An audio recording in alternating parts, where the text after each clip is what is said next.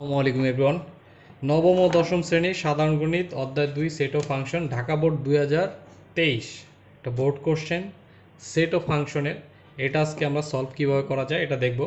ফার্স্টে আমরা কোশ্চেনটা পড়ে দেখব যে এ একটা set x belongs to N. X belongs to N মানে হচ্ছে 1 2 3 4 স্বাভাবিক সংখ্যা যেটা, কিন্তু ওইটার থেকে এক্স মৌলিক সংখ্যা হতে হবে এবং বলতেছে 2 থেকে বড় মৌলিক সংখ্যা এবং 7 থেকে ছোট বা সমান। এখানে কিন্তু 2 থেকে বড় বা 7 থেকে ছোট বা সমান, ঠিক আছে? 2 থেকে বড় বা সমান, 7 থেকে ছোট বা সমান। আচ্ছা, আরেকটা ফাংশন এক্স বলা দেওয়া আছে।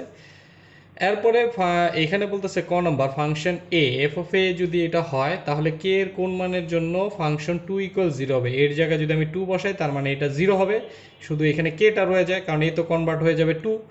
তারপরে কে এর কোন মান হবে, কে এর মানটা কত হবে সেটা আমাদের চাইছে। তাহলে এই কোনটাই আমরা এই কোশ্চেনটা আমরা সলভ করি। তাহলে দেখা যায় এই কোশ্চেনটা যদি সলভ করি তাহলে আমরা কি করতে পারি, যে আমরা বলা আছে যে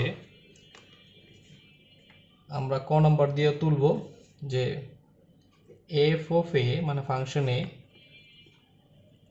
কে স্কোয়ার 32, তাই না? তাহলে আমরা যদি আমি 2 বসাই তাহলে দেখি আমরা এটা কি হয়। তাহলে এটা হবে 2 কিউব, তাই না?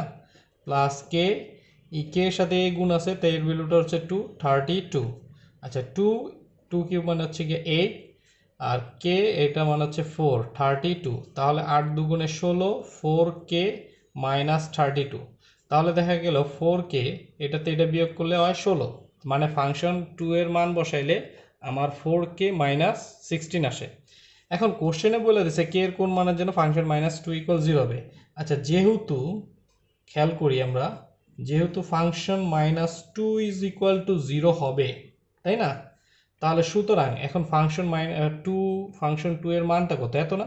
তো ফাংশন 2 এর মান যেহেতু 4 মাইনাস 16, তাহলে এটা সমান সমান আমরা 0 বলতে পারি, কারণ ফাংশন 2 এর মান হচ্ছে এটা। তাহলে এটা সমান সমান 0, ফাংশন 2 এর মানটা বসাই দিলাম। সুতরাং এইখান থেকে আমরা কি করব, যে 4 কে এই যে 16টা এবার আনলো হয় প্লাস, এরপরে আমরা যদি 4 দিয়ে দুইটাকে ডিভাইড করি তাহলে কে সমান সমান 4 হয়। তাহলে কে এর মানটা বের হয়ে গেল। তাহলে কে এর মান যদি 16 হয় তাহলে আমরা লিখব যে কে এর মান 16 এর জন্য ফাংশন 2 ইকুয়াল 0 হবে। এটা হচ্ছে কি, এটা অ্যান্সার। পুরো ভিডিওটা পেতে চাইলে আপনারা AHL coaching centre, AHL coaching centre, COA coaching centre YouTube চ্যানেলে যেতে পারেন। এই ইউটিউব চ্যানেলে এই পুরো ভিডিওটি ছাড়া হবে, ঠিক আছে? এরপরে